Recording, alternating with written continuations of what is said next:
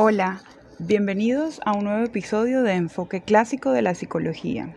El día de hoy estaremos dialogando sobre autores del psicoanálisis. Hola a todos, mi nombre es Daniela Doria, soy de segundo semestre de Psicología y este podcast o video podcast es para la clase de Enfoques Clásicos de la Psicología. En este momento estamos tocando el tema del psicoanálisis y de sus diferentes autores. En este caso yo escogí a la autora Melanie Klein para esta parte del trabajo.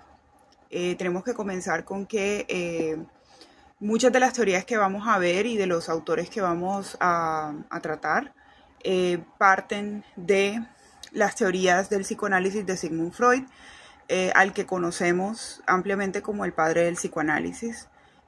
Muchas de estas teorías que vamos a tratar, y en específico esta, tienden a partir de la teoría del psicoanálisis desarrollada por Sigmund Freud y muchos de sus postulados, y desarrollan nuevas teorías que complementan, en algunos casos también se alejan un poco, pero complementan ese primer acercamiento de Freud a todo el tema del desarrollo infantil. Melanie Klein específicamente era contemporánea con la hija de Sigmund Freud y pues tuvieron, digamos, algún tipo de confrontaciones por estas teorías. Comenzando con Melanie Klein, principalmente su teoría es la teoría de las posiciones psíquicas, en donde se divide en dos: posición esquizoparanoide y posición depresiva. Específicamente Melanie Klein habla que el niño, o pues el infante, mientras está en el vientre materno, está en un ámbito o pues en una posición perfecta, donde todas sus necesidades básicas están cubiertas. Al pasar por el proceso del parto, se encuentra con su primer trauma, con su primera experiencia traumática, y a partir de ahí comienza todo un proceso que se deriva como las posiciones o su desarrollo termina en una posición, basándose en su relación con los objetos. Entonces comienza con una relación de objeto parcial hasta que entiende el infante en determinado momento que los objetos pues también son un todo y se comienza a relacionar con ellos de otra manera. Entonces tenemos la posición esquizoparanoide, que es más o menos de los 0 a 6 meses. En esta fase temprana el bebé divide el mundo en objetos buenos y malos. No puede integrar aspectos positivos y negativos de una misma persona, por lo que percibe a la madre como madre buena cuando satisface sus necesidades y una madre mala cuando no lo hace. Esto también lo hacen con un ejemplo que es el ejemplo del pecho, el pecho bueno y el pecho malo. Al inicio el bebé ve el objeto del pecho no como un todo como la madre, sino como el objeto, el pecho. El pecho puede ser bueno o puede ser malo. Después tenemos la posición depresiva, que es de los 6 meses en adelante. Tenemos que tener en cuenta que, según Melanie Klein, estas posiciones se pueden repetir a lo largo de la infancia y pues de la vida. En la depresiva, el bebé comienza a darse cuenta de que la madre es un objeto único con aspectos buenos y malos. Esto genera culpa por los impulsos agresivos dirigidos hacia ella y el deseo de reparar el daño. Ya comienza a haber una conciencia del niño con referencia a la madre y al tema de madre mala, madre buena, o pecho bueno, pecho malo. Está también el concepto del objeto interno. Klein amplió la teoría de Freud sobre los objetos del psicoanálisis. Propuso que desde el nacimiento el bebé internaliza las experiencias con la madre y en esta forma los objetos internos que influyen en sus relaciones futuras.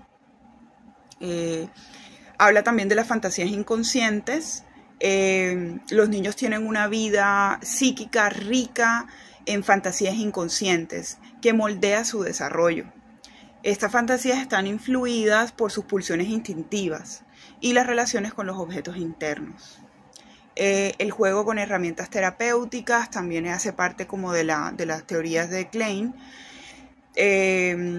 En este caso ella desarrolló las técnicas del juego como una forma de acceder al inconsciente infantil, similar a como Freud usaba la asociación libre en los adultos. Sabemos que una de las técnicas que utilizaba Freud era la asociación libre para los pacientes, básicamente que los pacientes contaran sus historias o sus anécdotas o sus procesos, y de ahí iban haciendo como todo el tema de la asociación y de la derivación de los traumas y todo esto.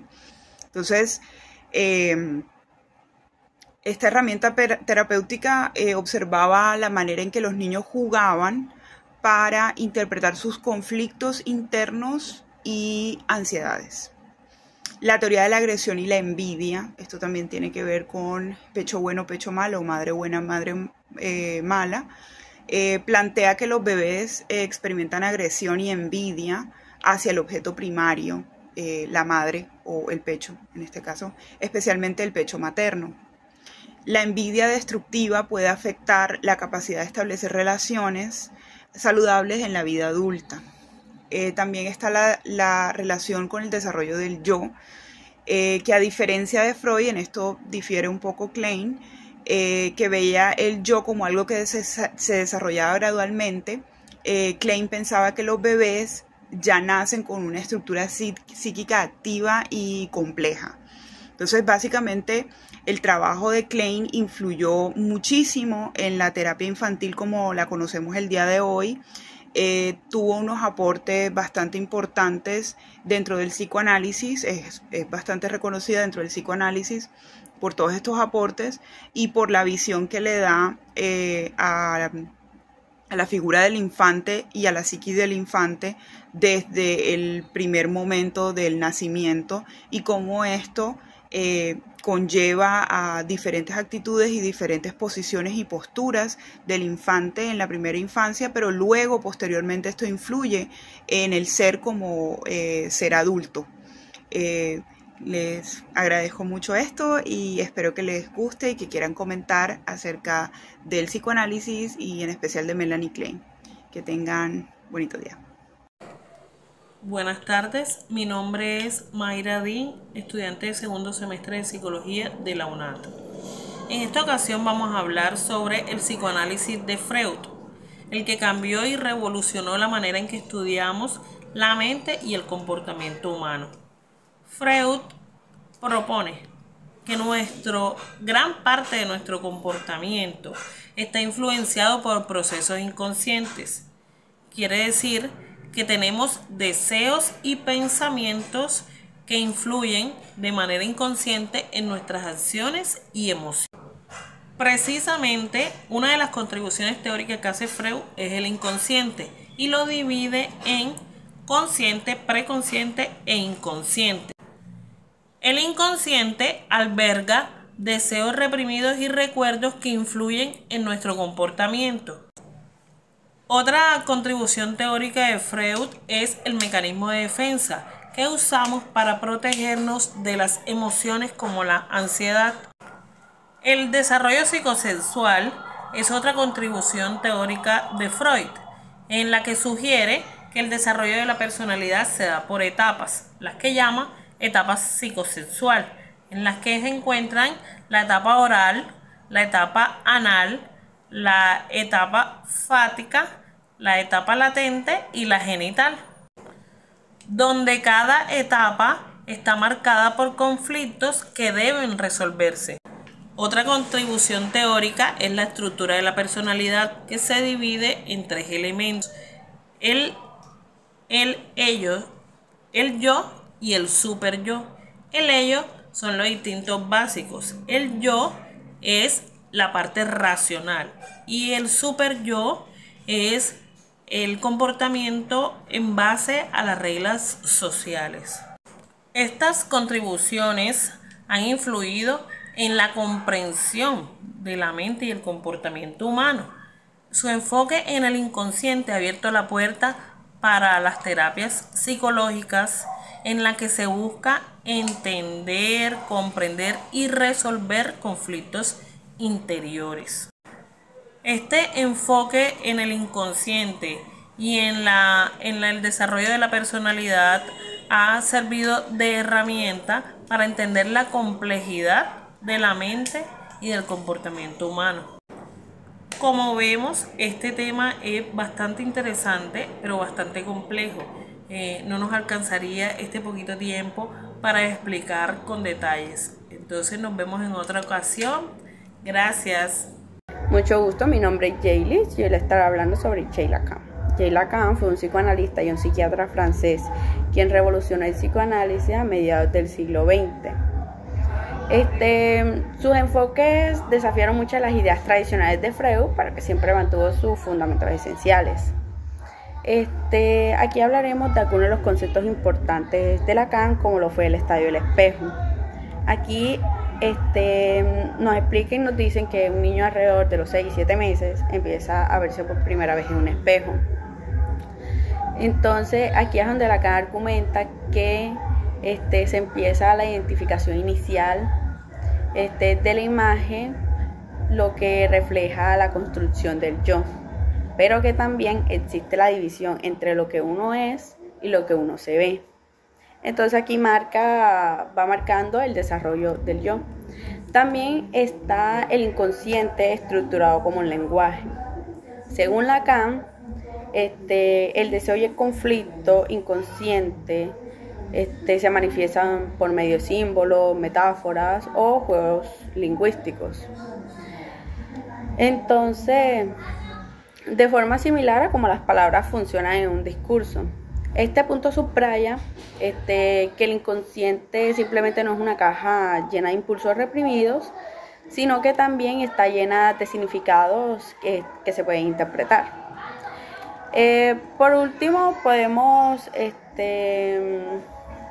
les puedo contar que uno de los conceptos de Lacan fue el deseo y la falta, que el deseo humano está marcado por la falta, lo que nunca podemos satisfacernos completamente y que siempre andamos buscando algo inalcanzable y estamos en una constante tensión.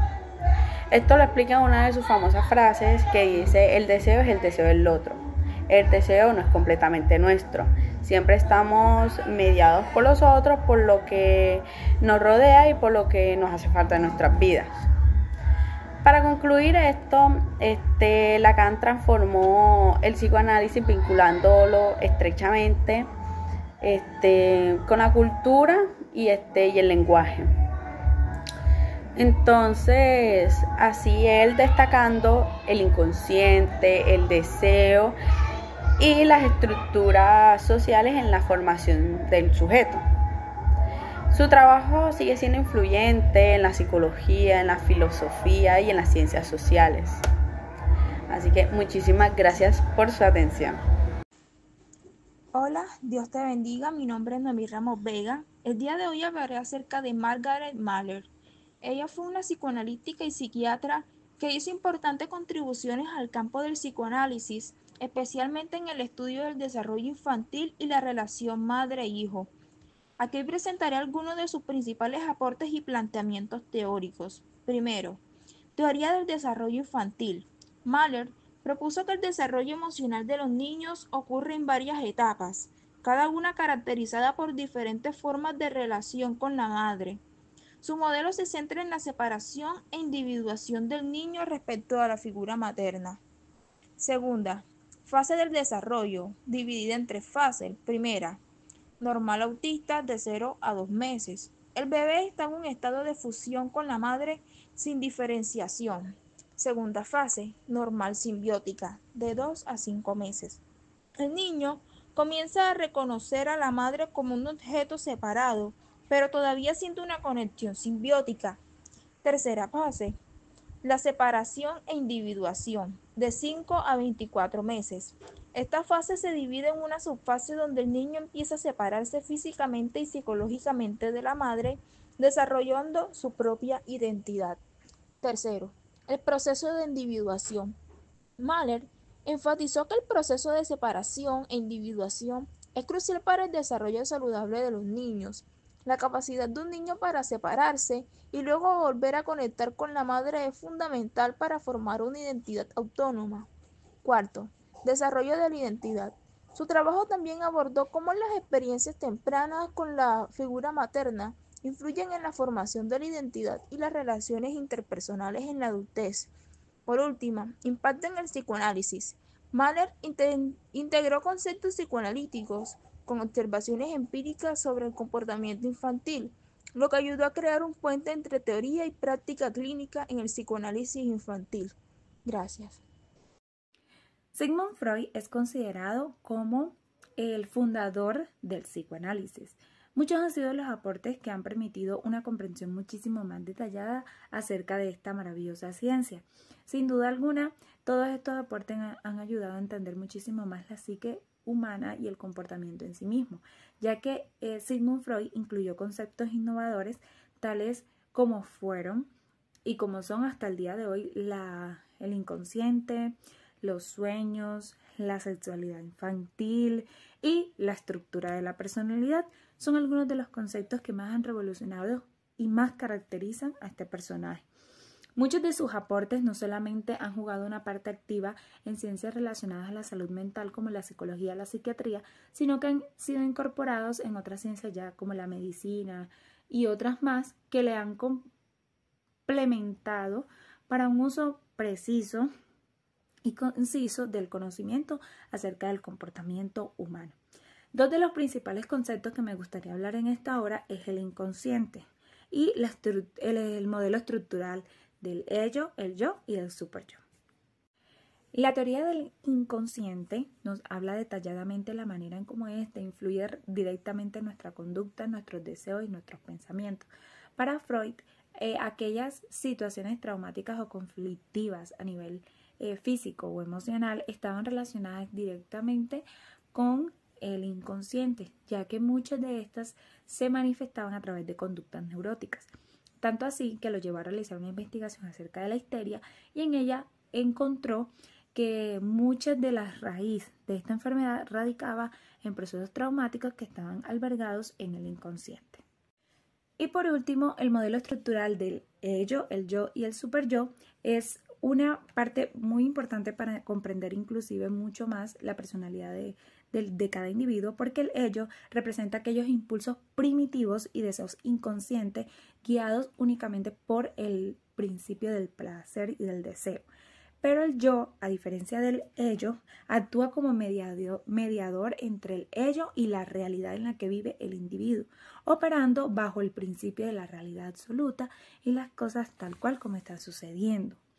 Y el superyo es la instancia moral que internaliza las normas que la persona tiene y los valores éticos, generando sentimientos de culpa y de autocontrol.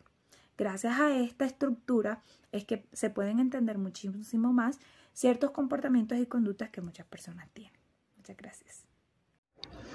De acuerdo con las teorías que hemos visto y los autores que hemos visto del psicoanálisis, podemos concluir que el psicoanálisis, a pesar de que actualmente algunas de las teorías han sido modificadas o ya no están en uso, sabemos que fueron un gran aporte, sobre todo en la comprensión del desarrollo del ser humano desde la primera infancia. Es la primera disciplina que se interesa por el estudio del desarrollo del infante y es la primera que genera ese acercamiento y ese intento de comprensión de qué es lo que sucede en la primera infancia y de cómo el infante se desarrolla con sus padres y el medio que los rodea y eventualmente desarrolla cierto tipo de comportamientos a nivel o en la adultez. El psicoanálisis ha sido valioso para comprender la mente y la conducta humana. Es una de las primeras disciplinas que se plantea el estudio del comportamiento, no solamente a partir como de las situaciones que se dan en la adultez, sino el comportamiento en la adultez como consecuencia de comportamientos o de acciones en la infancia. Dentro de esto, estos autores han sido muy importantes en lo que ahora la psicología y la psiquiatría entienden como desarrollo y han creado nuevas teorías y han estudiado nuevos aspectos del desarrollo humano a partir de las teorías y de los primeros acercamientos que hicieron los psicoanalistas, como los que hemos estudiado, Freud, Carl Jung. Todos estos todavía son referentes dentro de la psicología y dentro de la psiquiatría para hablar del desarrollo humano. Muchas gracias.